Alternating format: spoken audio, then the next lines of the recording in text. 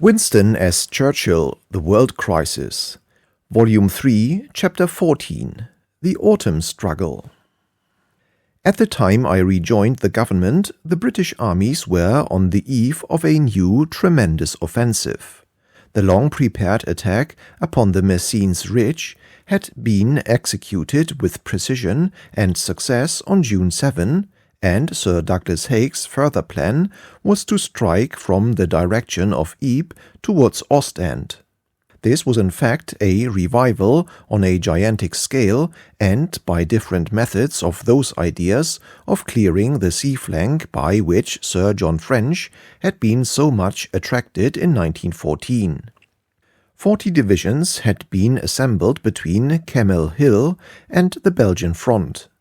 Mountains of ammunition had been accumulated, and the strongest concentration of artillery ever yet developed was to sustain the attack. The British headquarters were, as usual, confident of a decisive success, and, as usual, they were stoutly supported by Sir William Robertson and the General Staff at the War Office.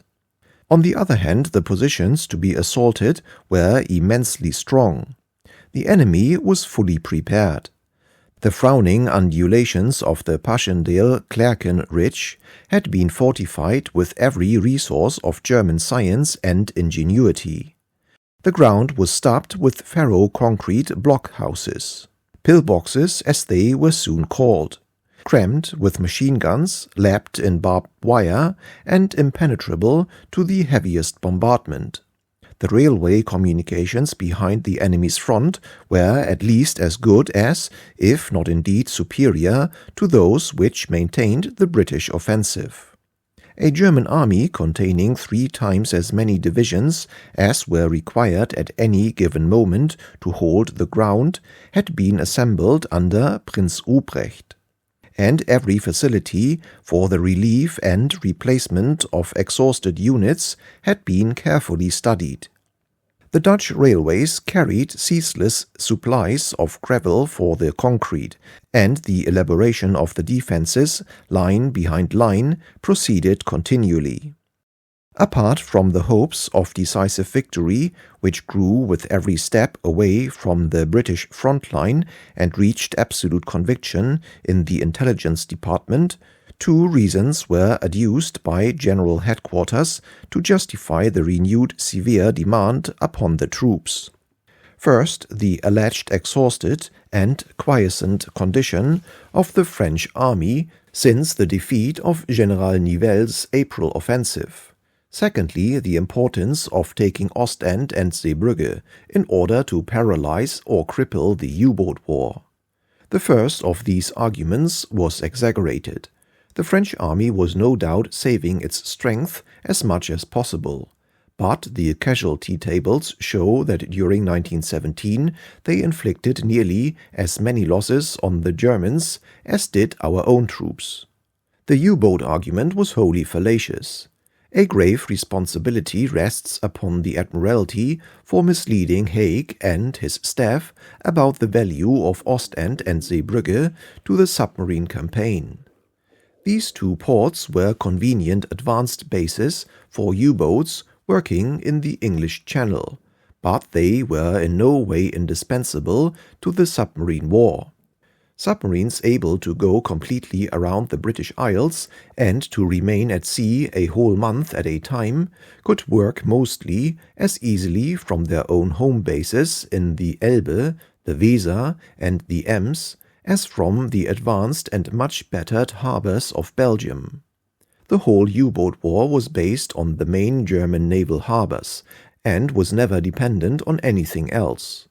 In fact, in May 1918, the month after both Ostend and Zeebrugge had been sealed up by the Navy, the U-boat sinkings actually showed an increase over the preceding months, in which they were open and in full activity. Whatever influence this erroneous argument may have had upon the Haig-Robertson decision to launch a new offensive, it certainly contributed to baffle the objections of the Prime Minister and the War Cabinet. It seems to throw the army into the struggle against the submarines. It confused the issue, it darkened counsel, it numbed misgivings, overpowered the dictates of prudence, and cleared the way for a forlorn expenditure of valor and life without equal in futility. In the war against Turkey in the southeastern theater, the most costly and laborious policy was also pursued. The Turks, fortified between the desert and the sea at Gaza under Cemal Pasha, confronted successfully the British army under Allenby, which had toiled forward by railway and water pipeline from Egypt at extreme exertion and expense. This obstacle was surmounted or destroyed in the following year. Meanwhile, however, the obvious maneuver of landing an army behind the Turks was dismissed by Sir William Robertson as venturesome and impracticable. Even before I joined his government, the Prime Minister, as I have written, used to discuss the war situation with me freely.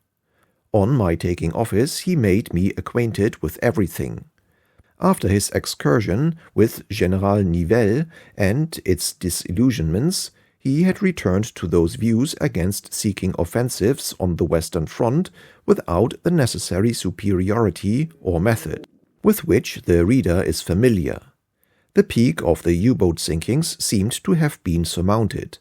If on land hopes had been dupes, fears at sea had also been liars. Mr. Lloyd George was now content to await, in the main theatre, the arrival of the American armies. He wished Sir Douglas Haig to maintain an active defensive for the rest of the year, and to nurse his strength. Meanwhile, activity in Palestine and the reinforcement of Italy by British and French divisions might produce important results against Turkey and Austria, and would in any case not be unduly costly in life. At first, the majority of the War Cabinet shared these general opinions. But between right thought and right action there was a gulf. Sir William Robertson, and under his direction the General Staff at the War Office, pressed unceasingly for further immediate exertions. Their insistence gained several adherents in the Cabinet. All through June the discussions were maintained. In the end the Prime Minister did not feel strong enough to face the Haig-Robertson combination. He submitted with resentful fatalism. The plan of sustaining Italy was dropped, and by the third week of July Robertson had extorted from the Cabinet and conveyed to Haig an assurance of wholehearted support for the Passchendaele attack. Footnote: in Soldiers and Statesmen by Robertson, Volume 2, page 249. End of footnote. When I had the opportunity of learning the facts, it was too late. The decision had already been taken. My only hope was to limit the consequences. On July 22 I gave my counsel as follows. Mr. Churchill to the Prime Minister. Many thanks for letting me see these most interesting papers, which I return herewith. Broadly speaking, I agree with Smuts. But I deplore with you the necessity for giving way to the military wish for a renewed offensive in the West. The armies are equal. If anything, the Germans are the stronger. They have larger reserves and ample munitions.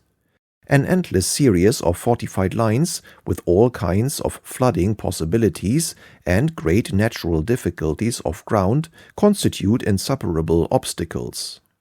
We already approach the end of July.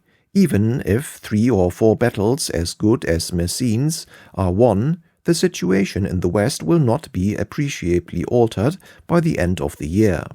It is clear, however, that no human power exists which can stop the attempt being made.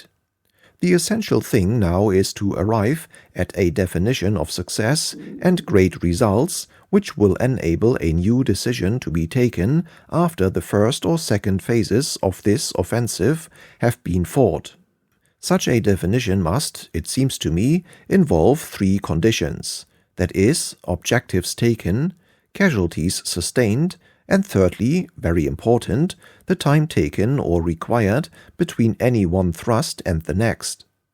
Thus, it should be possible, by reference to these forecasts, to settle definitely, after, say, 6 weeks of fighting, whether there really is any prospect of obtaining great results before winter sets in. Unless you can arrive at something definite on these points, your Italian project, with which I cordially agree, will simply be put off from day to day until it is too late. Remember how Joffre behaved about the 4 divisions which were to go to the Asiatic shore of the Dardanelles as soon as he knew whether he was going to achieve decisive results in the Champagne battle in 1915. It is worth also remembering that the best of all feints and the most deceptive is a real attack which you subsequently decide not to carry through, the reserves for which are suddenly thrown into quite a different theatre. With regard to the East, the truth is staring us in the face. An army of 6 divisions, British or Franco-British, should be taken from the Salonika front and put in behind Cemal's army. This will force that army to surrender, and all the Allied troops in Syria and Palestine, including Allenby's, would be free by the spring of next year for action in Italy or France.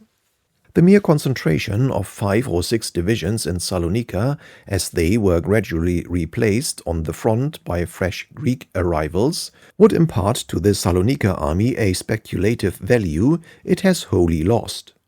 It would be crouched instead of sprawled. They could stay in Salonika training and recuperating until the season of a potential Russo-Romanian offensive had passed, collecting aquatic transport meanwhile. All the time they would be threatening the enemy in a dozen places. It will be 1,000 pities if this or something like it cannot be done. Don't get torpedoed, for if I am left alone, your colleagues will eat me. The Prime Minister went so far as to offer the command of the British armies in Palestine to General Smuts. After deliberation, Smuts replied that he was willing to accept the task on one condition, namely that he should be allowed to lend an adequate army to cut the Turkish communications. As this project was not considered open, he declined the command. But in his place he found a leader whose personality and skill were equal to the task of dislodging and ultimately of destroying the Turkish armies in Syria, without the aid of a great amphibious operation. With the appointment of Allenby, the whole situation in Palestine was rapidly transformed. Although he repeatedly demanded more reinforcements than could be spared and prudently dwelt on the difficulties before him, Allenby, by a series of masterly combinations, succeeded with smaller forces both in outmaneuvering and in outfighting the Turks under Cemal, advised by Falkenhayn. Fainting at Gaza in the last week of October, he stormed Beersheba by a surprise attack of 2 infantry divisions and a wide turning movement of cavalry and camelry. Having thus gained the enemy's desert flank, he rolled up from the eastward in a succession of fierce actions the strongly fortified Turkish lines. Gaza was taken on November 6. 10,000 Turks had been made prisoners, and at least as many killed and wounded, and a vigorous pursuit opened the port of Jaffa to the further supply of the British forces. Thus possessed of the coastal region, a new base, and an alternative short line of communication, Allenby advanced northwestward upon Jerusalem, continuing to drive the 7th and 8th Turkish armies before him and compromising the eventual retreat of the 4th. On December 8, 1917, the Turks abandoned Jerusalem, after 400 years of blighting occupation, and the British commander-in-chief entered the city amid the acclamations of the inhabitants. Here he maintained himself in a situation of much delicacy throughout the winter, regrouping his forces, wisely fostering the Arab revolt, which grew around the astonishing personality of Lawrence, and preparing for even larger enterprises in the spring. With no more than 150,000 men, he had expelled 170,000 German-led Turkish troops from fortified positions, plevnas, on which years of labor had been spent, and had inflicted upon them most serious losses in men, guns, and territory. No praise is too high for these brilliant and frugal operations, which will long serve as a model in theaters of war in which maneuver is possible. Nevertheless, their results did not simplify the general problem. On the contrary, by opening up a competing interest which could not influence the main decision, they even complicated it. The very serious drain of men, munitions, and transport which flowed unceasingly to the Palestine expedition ought to have been arrested by action far swifter in character and far larger in scale. Brevity and finality, not less at this point than throughout the war, were the true tests of any diversion against Turkey. Prolonged and expanding operations in distant, unrelated theaters, whether they languished as at Salonika or crackled briskly and brightly forward under Allenby in Palestine, were not to be reconciled with a wise war policy. It would have been far safer and far cheaper in life and resources to run a greater risk for a shorter time. The advantage of the command of the sea should not have been neglected. If, while Allenby held the Turks at Gaza, a long-prepared descent had been made at Haifa or elsewhere on the seacoast behind them, and if the railway, by which alone they could exist, had been severed in September by a new army of 6 or 8 divisions, the war in Syria would have been ended at a stroke. The eastern drain on our resources would have been stopped from February onwards. All the British troops in Palestine would have been available to meet the supreme peril in France. But in Palestine, as formerly at Gallipoli, the clash of the Western and Eastern schools of thought produced incoherence and half-measures. Enough was sent east to be a dangerous dispersion, and never at one time enough to compel a prompt conclusion. It will be incredible to future generations that the strategists of an island people, then blessed with the unique and sovereign attribute of sea power, should, throughout the whole of the Great War, have failed so utterly to turn it to offensive profit. In the actual event, as will be seen, Ludendorff's offensive of 1918 dissipated in a day all Allenby's careful plans for the spring campaign. Not less than 60 battalions, with many batteries, were incontinentally snatched from Palestine to plug the shot hole of the 21st of March, and his depleted army remained till 2 Indian divisions arrived from Mesopotamia in August, in an extremely precarious position. That from such circumstances he should have contrived the captures of Deraa, Damascus, and Aleppo, and the destruction of every vestige of Turkish power in Syria, military and civil, before the armistice, is one of the most remarkable achievements of the war. Meanwhile, the British offensive against Passchendaele unrolled its somber fate. The terrific artillery pulverized the ground, smashing simultaneously the German trenches and the ordinary drainage. By sublime devotion and frightful losses, small indentations were made upon the German front. In 6 weeks, at the farthest point, we had advanced 4 miles. Soon the rain descended, and the vast crater fields became a sea of choking, fetid mud in which men, animals, and tanks floundered and perished hopelessly. The few tracks which alone could be preserved across this morass were swept with ceaseless shell fire, through which endless columns of transport marched with fortitude all night long.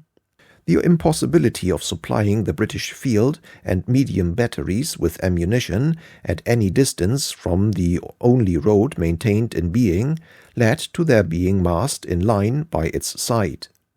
Thus there could be no concealment, and the German counterfire caused very heavy losses in gunners and guns and killed nearly all the artillery horses. The disappointing captures of ground were relieved by tales of prodigious German slaughter. The losses and anxiety inflicted upon the enemy must not be underrated. Ludendorff's admission are upon record. These violent, sustained thrusts shook the enemy to their foundations. But the German losses were always on a far smaller scale. They always had far fewer troops in the cauldron. They always took nearly 2 lives for one and sold every inch of ground with extortion. Further efforts were made during October by the Prime Minister to bring the operations to an end. He went so far as to call Sir Henry Wilson and Lord French into councils as technical advisers of the cabinet, independent of the General Staff. We have the tale naively published by Robertson himself. Footnote: in Robertson, Soldiers and Statesmen, Volume 2, pages 256 and following. End of footnote. Lord French, we are told, after criticizing in 20 pages out of 26 the Haig-Robertson strategy and tactics, recommended that we should stand everywhere on the defensive, only resorting to such offensive action as would make the defensive effective. Await the development of the forces of the United States, and in the meantime rely upon a drastic economic war to weaken the enemy. Informally consulting outside advisers, the Prime Minister obviously courted the resignation of the Chief of the Imperial General Staff. It was not forthcoming. The cabinet were not prepared to demand it, and nothing but mutual mistrust resulted. Accordingly, in Flanders, the struggle went on. New divisions continued to replace those that were shattered. The rain descended, and the mud sea spread. Still, the willpower of the commander and the discipline of the army remained invincible. By measureless sacrifices, Passchendaele was won. But beyond, far beyond, still rose intact and unapproachable the fortifications of Klerken. August had passed away. September was gone. October was far spent. The full severity of a Flanders winter gripped the ghastly battlefield. Ceaselessly the Menin gate of Ypres disgorged its streams of manhood.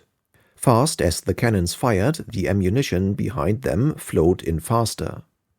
Even in October the British staff were planning and launching offensives and were confident of reaching the goal of decisive results. It was not until the end of November that final failure was accepted. "Boche is bad and Boo is bad," said Foch, then little more than an observer of events. But Boche and Boo together, He held up warning hands.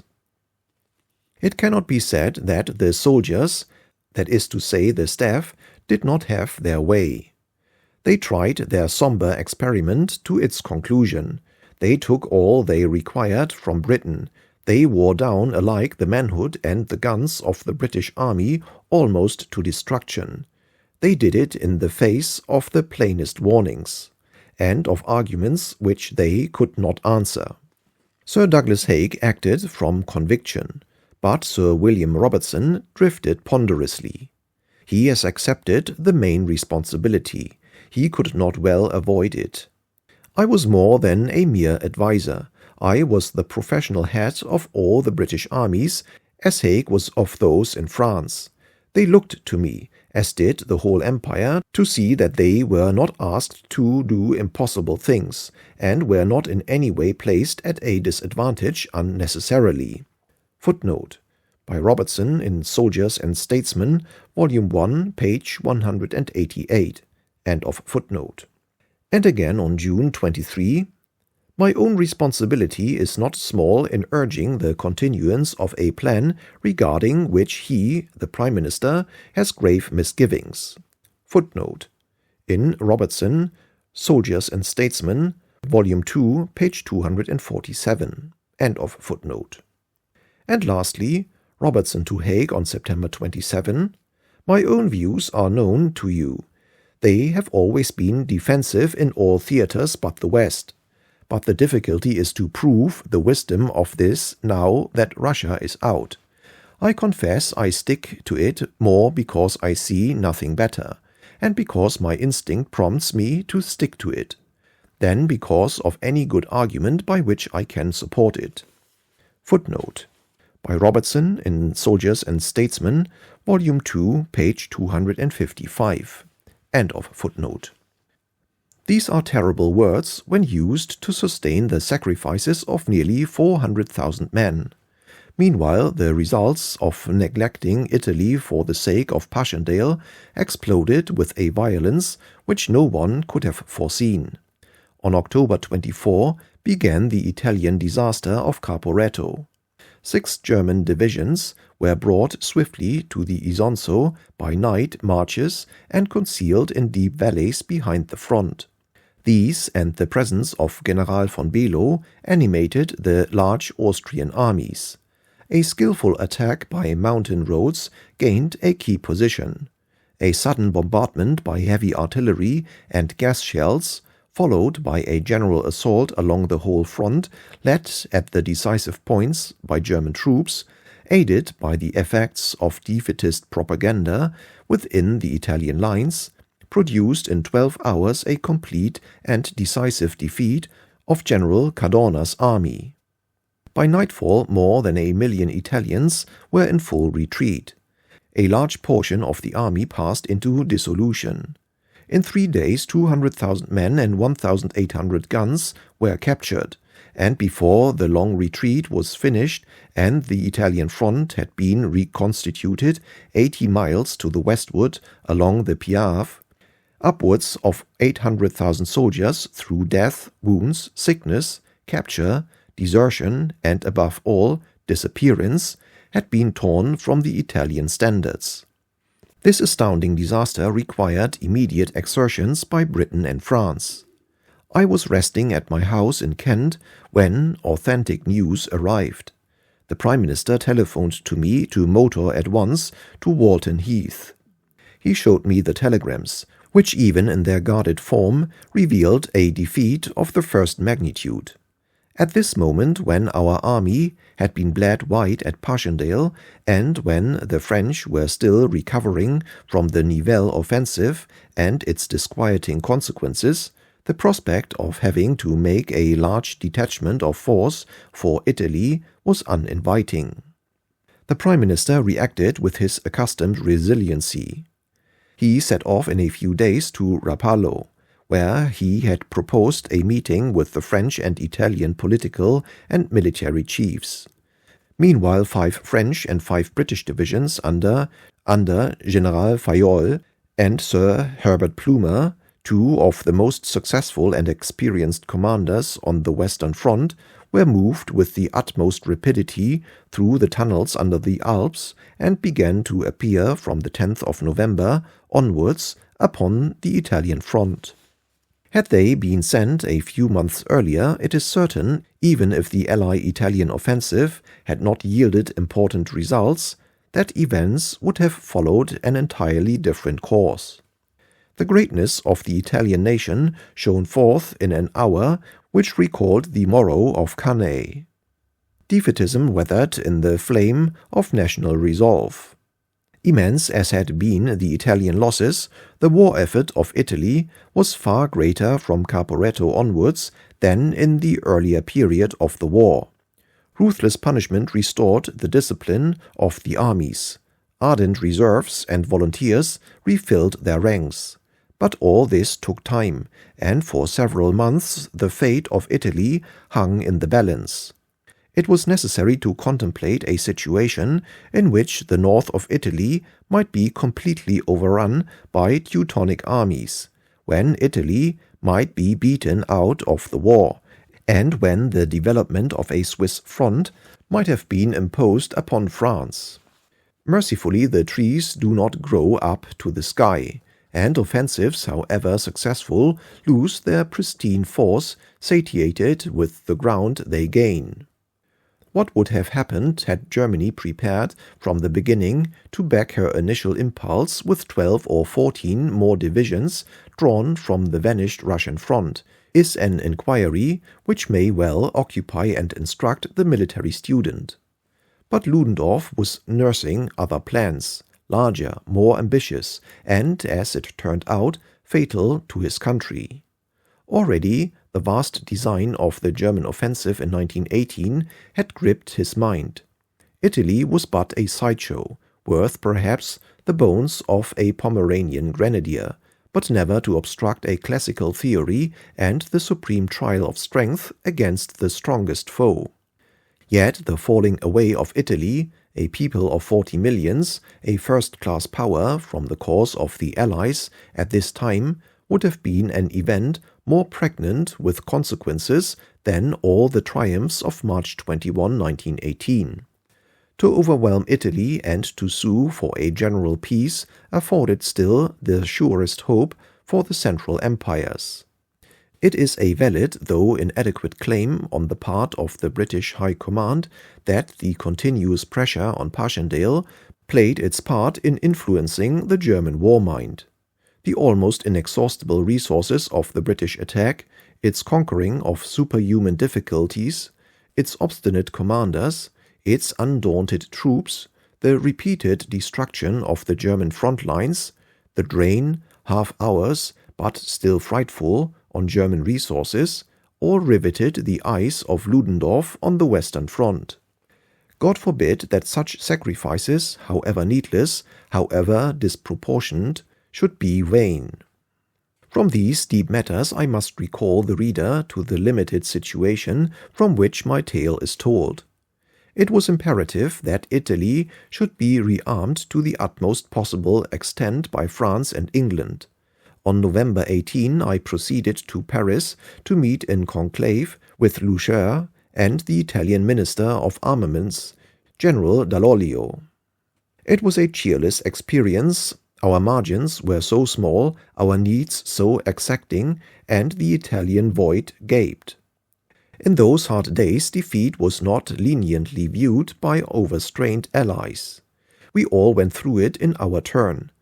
The politeness which veiled deprecation, the sympathy which scarcely surmounted resentment. And here I must pay my tribute to the dignity and quiet courage of the Italian minister, and to the respect which in such circumstances he knew how to command from all. Mr. Churchill to Prime Minister and Lord Derby, November 21, 1917. General Furse and I have, after consultation today, met first Blücher and secondly Blücher and Dall'Oglio. We have arranged as follows. 1. The French will send at once 150,000 rifles, complete transportation of which will begin tonight and take about 8 days. We shall give an equal number beginning on the 9th day, with possibility of some delay in the latter portion. 2. The French will give 2,000 mitrailleuses and we 2,000 Hotchkiss guns spread over next few weeks. 3. Ammunition is requested for all the above from both French and British sources. 4. French will give immediately 300 field guns, 75s, with ammunition.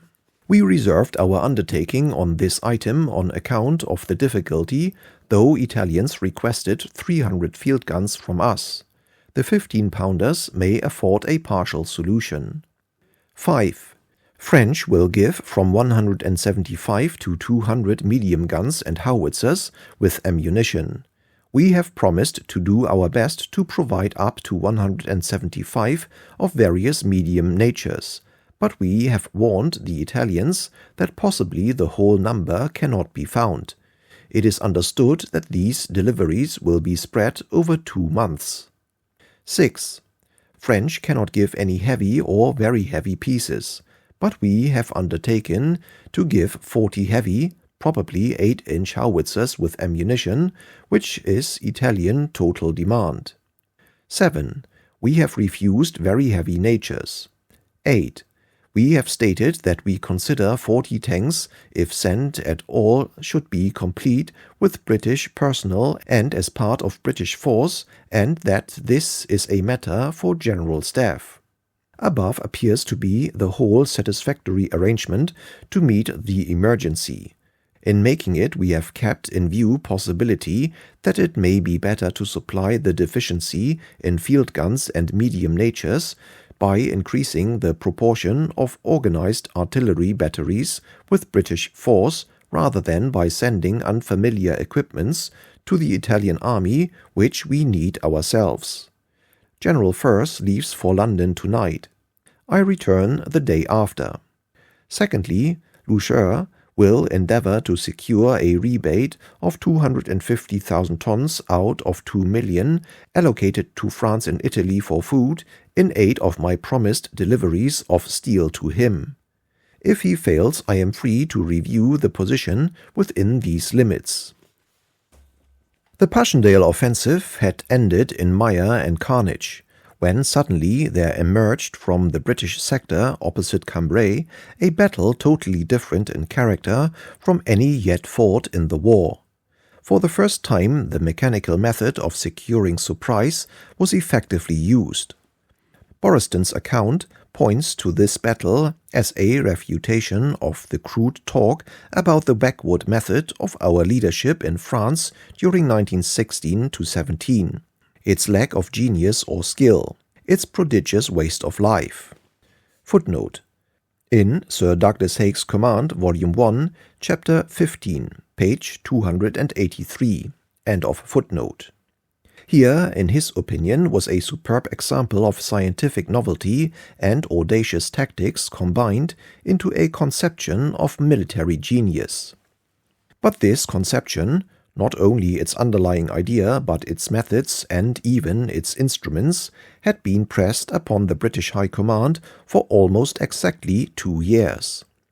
The plan of attack at Cambrai was inherent in the original conception of the tank.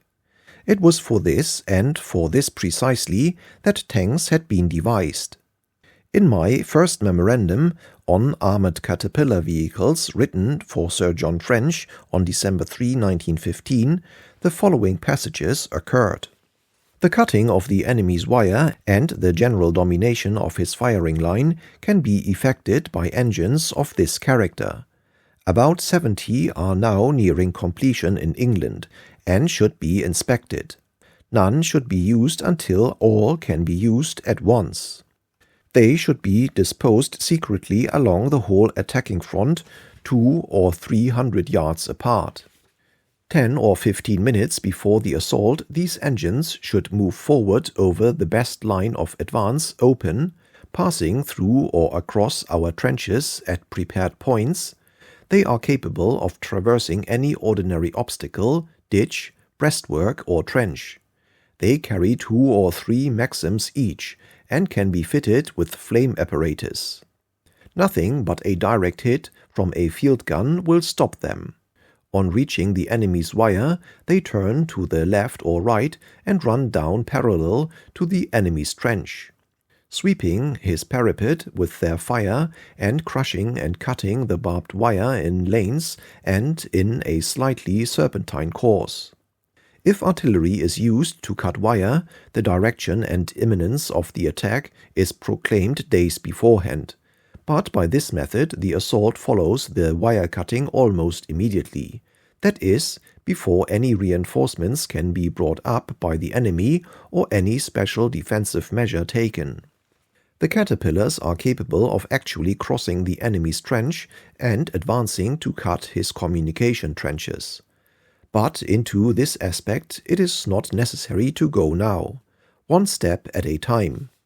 It will be easy when the enemy's front line is in our hands to find the best places for the caterpillars to cross by for any further advance which may be required. They can climb any slope. They are, in short, movable machine gun cupolas as well as wire smashers.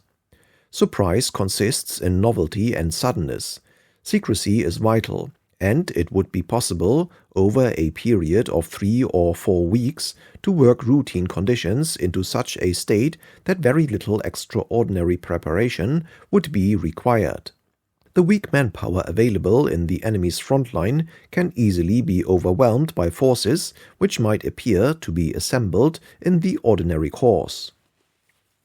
These words, in a paper printed by the Committee of Imperial Defense, had been read by Sir Douglas Haig before the end of 1915.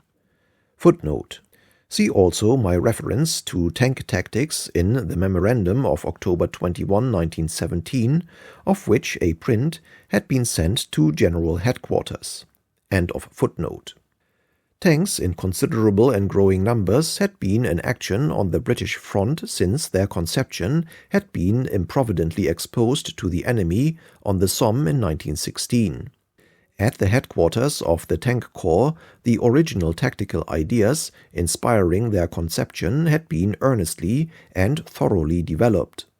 The Tank Corps had never yet been allowed to put them into practice. These engines had been used in small numbers as mere ancillaries to infantry and artillery battles.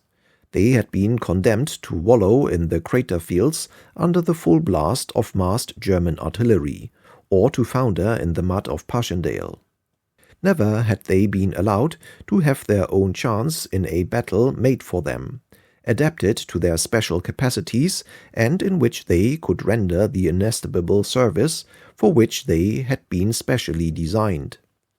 The success of a few tanks in a minor operation at Passchendaele, where in the Army Corps of General Maxe they were correctly employed, was probably the means of rescuing the Tank Corps from the increasing disfavor into which their engines had fallen through being so long mishandled by the British headquarters. Whatever may have been the reason, the fact remains that a project which had been constantly in the mind of the General Staff of the Tank Corps for nearly 3 months, and in anticipation of which preparations had already been undertaken, was approved and its date fixed for November 20. Footnote: by Colonel Fuller, Tanks in the Great War, Chapter 19, page 140. End of footnote. All the requisite conditions were at last accorded. The tanks were to operate on ground not yet ploughed up by artillery against a front not yet prepared to meet an offensive. Above all, surprise. The tanks were themselves to open the attack.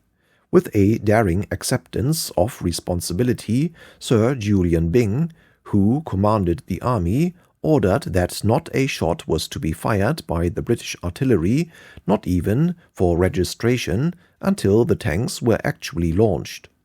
The artillery schemes, which for the first time rendered this feat practicable without mishap to the troops, reflect the highest credit on their authors.